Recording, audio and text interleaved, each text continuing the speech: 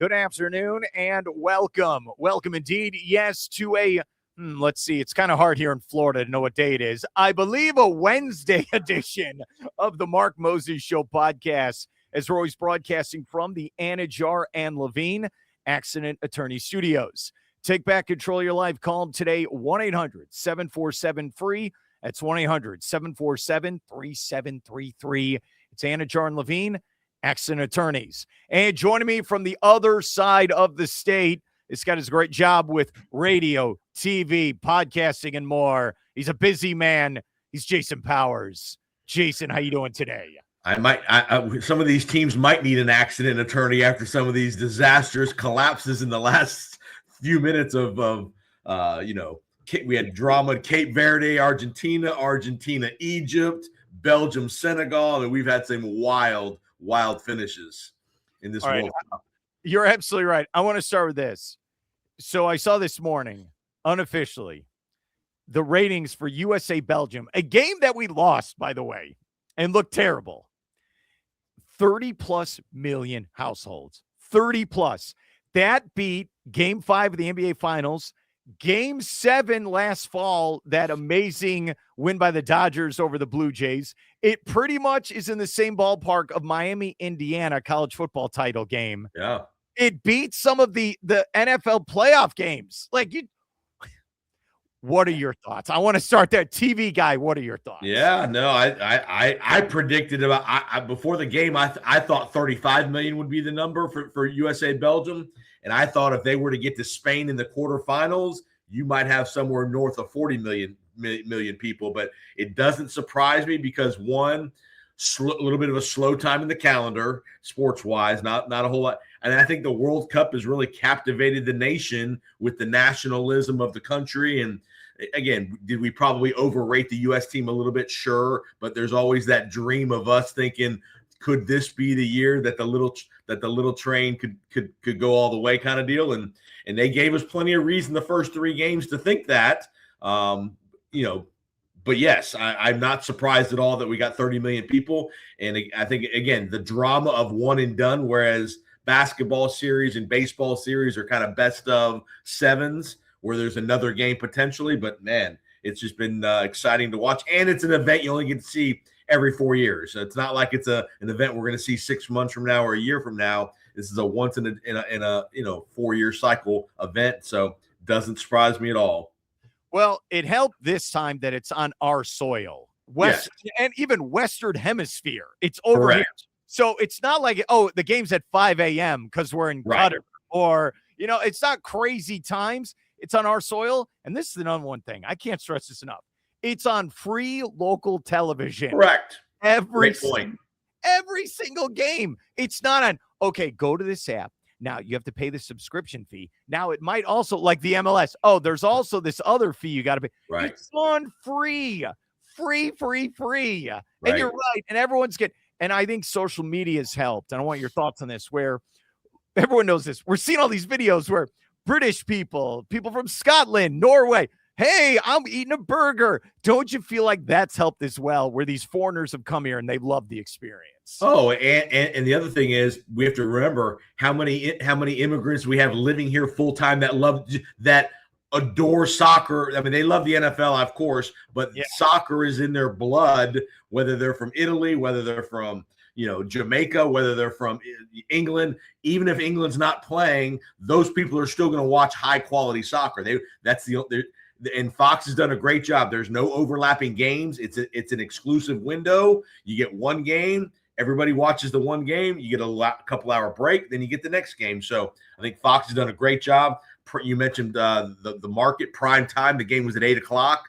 Perfect time from a scheduling perspective. So doesn't surprise me at all. I think as these matchups you're going to have some monster ratings here later, because potentially France and Spain in the semifinal. In a semifinal, you got some really good quarterfinal matchups. So the ratings were going to continue for Fox Sports. My only negative, it's finally here for the first time in 30 years. Yeah. And the average soccer fan can't afford to go to it. Okay. Somehow these people from other countries, maybe they've been saving their money for 4 years. Okay. Dude, you're there in Tampa. I look at Miami. We're going to have Norway and England on Friday. Yeah, $3,000 to get into the building. What? Dude, That's crazy. It's my only complaint. I'm with you. I don't know where these people are getting the money because these fans are traveling. It's not like, I mean, some of these people are going from Vancouver to Miami to Los Angeles to Boston. I mean, it's not like it's all the games are in the same location. So where these people are coming up with these dollars to get it, to travel, to get in, you're right. The World Cup, that's the one thing I don't like about the World Cup scenario these days is the price gouging when it comes to the tickets by FIFA. I mean, say what you want. FIFA's a publicly traded mafia, basically. Okay, that's what takes it to another level as well. Of all the sports we watch, I don't trust the referees in any of these games. I don't know what they're going to call. It's right. like, am I watching WWE wrestling? There's, but that makes it gives it an extra thing there where you're like, is that like yesterday we saw with Egypt where you could have called where the guy tackles them in the box with Mo Salah. You're like, well, that should be a penalty kick. Nope, no call. Sorry, we're going to move on. All right. No, it's that was a very suspect situation yesterday with the VAR overturning the foul that happened 95 yards the other way and all that stuff. That's not what VAR is designed for. So it'll be interesting to see what kind of fallout that happens post World Cup. But yeah, man, that is the one thing. Officiating in soccer, in international world class soccer, has always been up for debate. Do I think they're on the take? No, but it's a subjective sport. That's one thing. I've played soccer my whole life. It's a very subjective. It's not a black and white. It's like holding and tackle football. The referees could call it every play of the game if they wanted to. They try to pick spots where it really matters, and that's kind of the same thing with fouling in soccer. Is not every foul in soccer is a foul. I mean, they're things that make a difference. They don't want to be calling 5 penalty kicks in a game. They don't want to be calling all that stuff. They want the players to kind of win the game, but there is some skepticism on the officiating from time to time in the soccer world. Okay. Forget the players for Team USA. Us as fans in this country, we're always going to have our top 3, top 4. It is football, baseball, basketball, hockey. Those are the top 4, okay? But what you said, you've been around the sport. Do you feel like in the last decade, Jason, there's no wrong answers to this. In the last decade, do you think this sport has grown in this country with the fandom? Oh, I do. No, I absolutely do, because I think just looking at MLS, the amount of expansion and soccer-only stadiums that have been built, if you really look into it, is incredible for what MLS has done. Remember when MLS started, they were basically playing in football stadiums, minor league facilities, even high school facilities at some places when they first started. Now, most of these teams in MLS, you're in the Orlando area. They have their own stadium, which would not have been, which is publicly financed in a lot of places. All that thing. So that for me is a big one. I think you're seeing the stars. I know you're a Chicago guy. You got Lewandowski coming to Chicago. You got obviously Messi coming here. I didn't think Messi was going to be here as long as he has, so I give Messi all the credit. I mean, he is there's been Kaká has been in Orlando. You've had obviously Beckham back in the day, but for Messi to be in the United States for as long as he has, and it sounds like he'll be here at least another year or so, I would think. I mean, I do think it's now, is it on the level of the Premier League or La Liga? No, but I definitely think it's made a big jump in the American landscape. I try telling this to people who don't. Is it more popular than the WNBA for a sport like the WNBA for you? Ooh, that's a great question. Now I got to think about this. Okay, yes, it is. I think so. I think it is. I was just all right before I answer that, Flay. I just want to say this before I forget. If you don't live in the state of Florida, I try to explain to people the Messi effect. Every store you go into, they are selling Messi gear. Even if you go to a Ross or Marshall's. I saw the other day Messi cologne. Okay. They sell everything is Messi to the point where people locally think Messi is like, oh yeah, he's our guy. No, he's from Argentina. Right. That's what's so funny about it. I almost wore it for the interview today. I actually have a Messi shirt, and you know where I bought it at? Where? Costco. Dude, I went to like when I go to Europe, I stopped in Barcelona. This was 2019. So he was still playing for FC Barcelona. When I was walking around that city, and it's a beautiful big city, he was everywhere. Like that's the first time I really got the Messi experience. You think he's God after a while. I mean, every billboard, everything is Messi. And I actually toured that stadium, the Camp Nou, where it's like 99,000, the biggest one in Europe. Yep. Everything is Messi. So when there was that idea that he could come here, oh man, I called up people. I said, get those tickets now. If you get a chance, because I saw him play in Fort Lauderdale. Amazing. Have you gotten the chance to see him play? I have not seen him play, so I can't. I've never seen him play in person. First of all, I'm not paying $500 or $2,000 to see Messi play, which I'm sure some of those tickets down in Miami are. But no, I mean, again, is it the Michael Jordan effect in Chicago? You're a Chicago guy. When Jordan was in his prime, was it ever like what you saw with Messi in Barcelona? Okay. When we were growing up, and I always tell people, we have the unique experience of he played for my team, my childhood team in my city. Like, it's weird. I know everyone saw him nationally, but he played on my team. So I try to say this, everyone who's my age, everyone started playing basketball because we had Jordan and the Bulls. Every kid picked up a basketball. Yeah. And it's one of those things, basketball, it's in my blood. I don't think it's the same effect. I don't think you're going to see people like, oh, this World Cup. All right, let's go play soccer. I don't think there's going to be a million kids going to go play. Maybe I'm wrong. I don't think it's the same effect where it's going to break kids playing from basketball, football, baseball. Look, maybe I'm wrong. I don't see it long term. It may not be that in this country, but if you don't think a country like Cape Verde, Norway, Egypt, those teams that have advanced in the tournament, in those countries, it's going to be massive uptick, I think. And I think in this country, I think we're already in that phase of kids are already into that cycle. The next phase for us in soccer in this country is, can we develop the academies? Can we get the kids? The next iteration of U.S.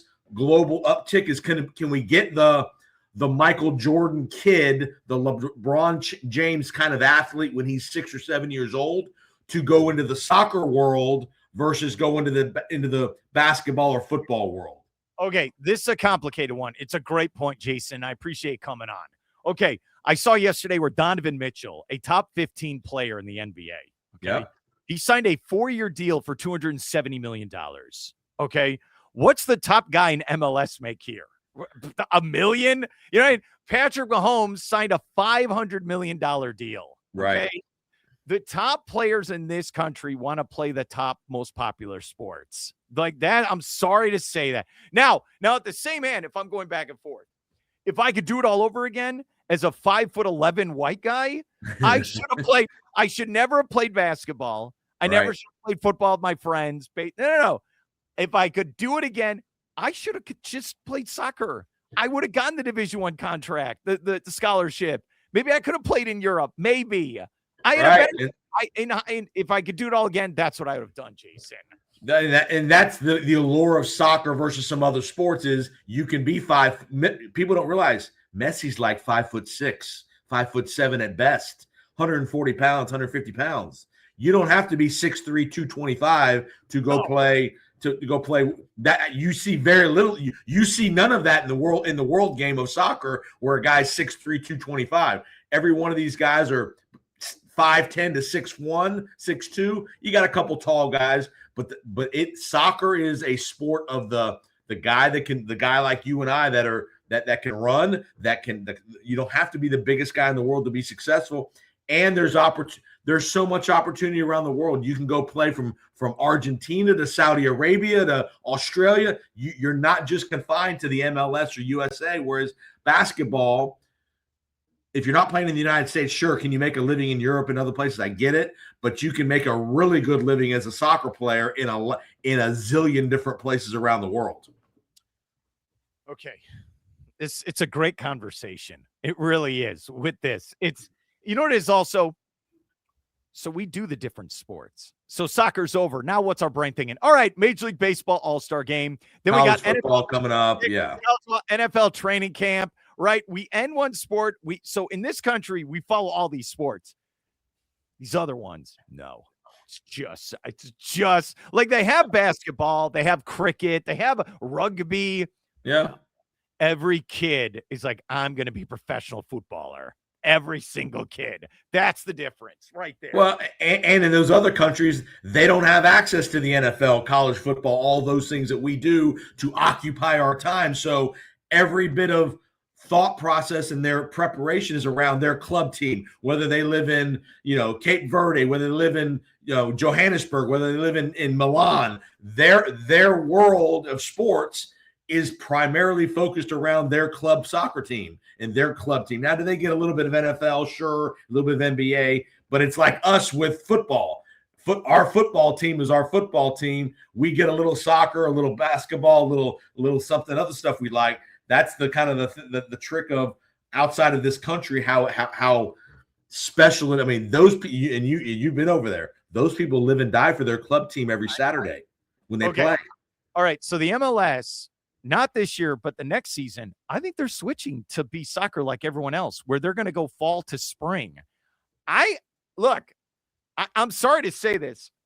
If it's a Sunday in November, I'm watching the NFL. Okay. I don't know. I'm sorry. That's what's going to happen.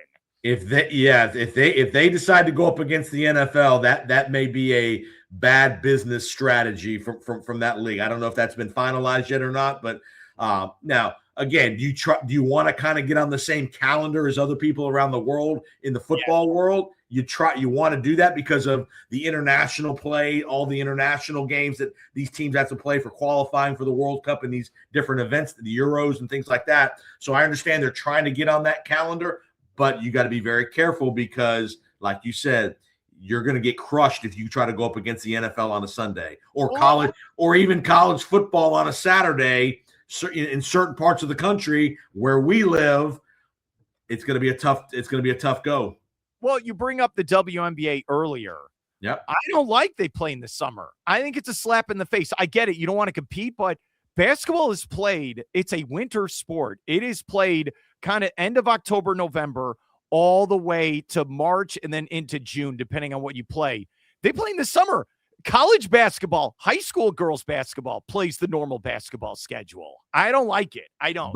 But from a TV perspective, for the WNBA to get the revenue they're getting, they're not going to get that revenue on a Sunday in the fall because ESPN's not going to pay it. Fox is not going to pay it. NBC's not going to pay it because of the NFL commitments that they have. So, if you want to be on TV, sometimes you have to be at the behest of the TV network to say, this is our gap in the calendar, i.e. this time of the year. I actually don't think it's bad for the WNBA because I think they get whatever exposure there is to be had this time of year. They're getting way more of it than they would ever get in the fall.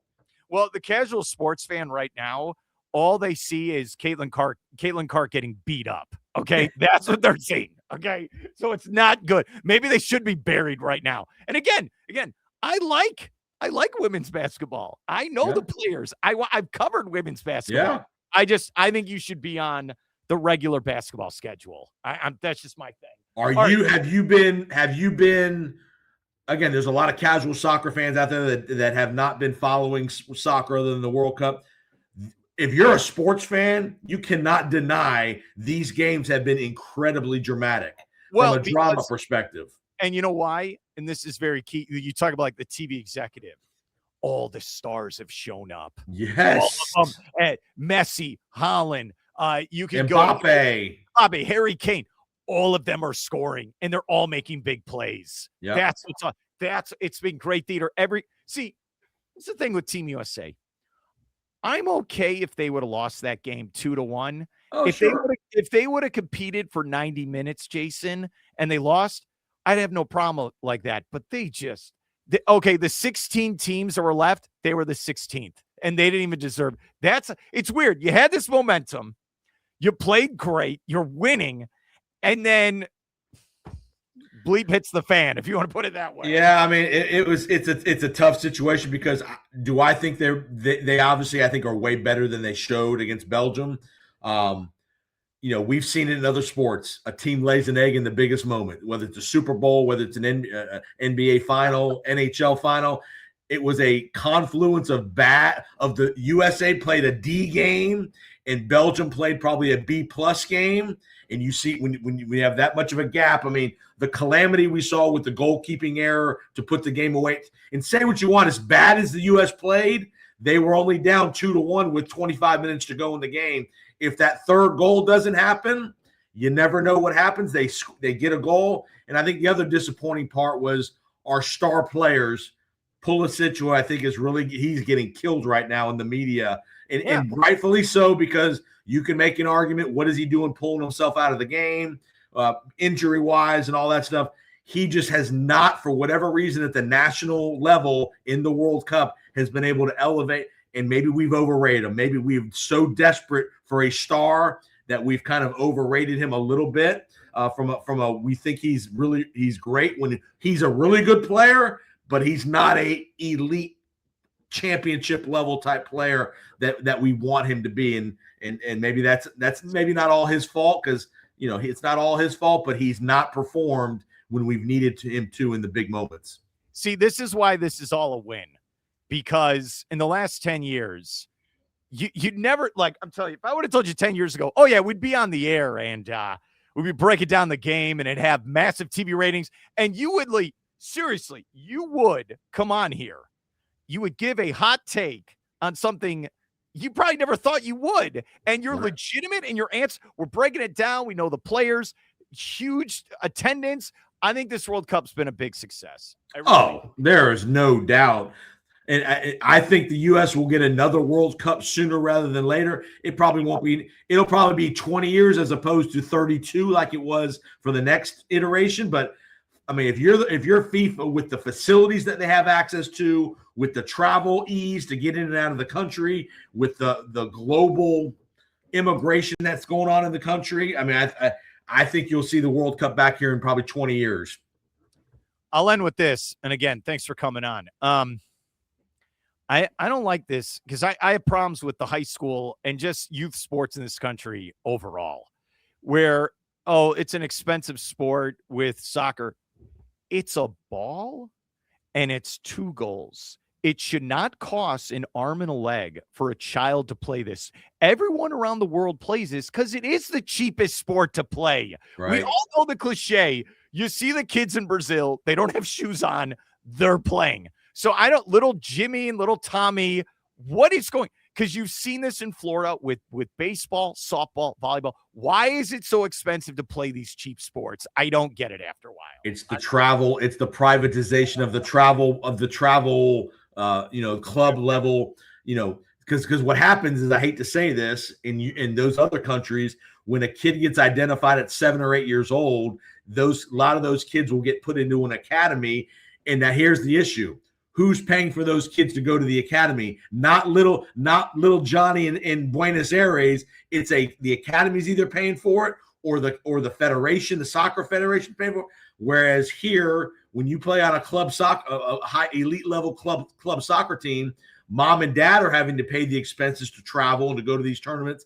And I think if we can get a little more towards the academy model of there are outlets academy-wise, whether the U.S. funds them, the U.S. Soccer Federation funds them. That's the question: is who's funding these things and how are they getting funded is what creates the cost. But you're right. As cheap a sport as there is to play in soccer relative to hockey, where you have to have all the equipment, whether it's some other sports, baseball, softball, where the bat costs $300.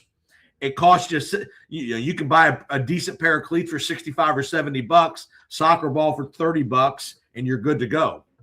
Do you think Albert Pujols had a $400 bat when he was growing up? No. Okay, right. You know what he has? He has talent. That's what he has. Yeah. Like my coworker says it best, Eric, where he goes, it's funny. You have youth, and you want to do this. This is your life, your decision.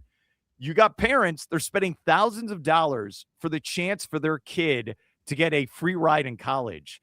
Well, you spend as much money as a college education. Right. This is where I get on my high horse. You can get all you want. Make sure you know how to read and write.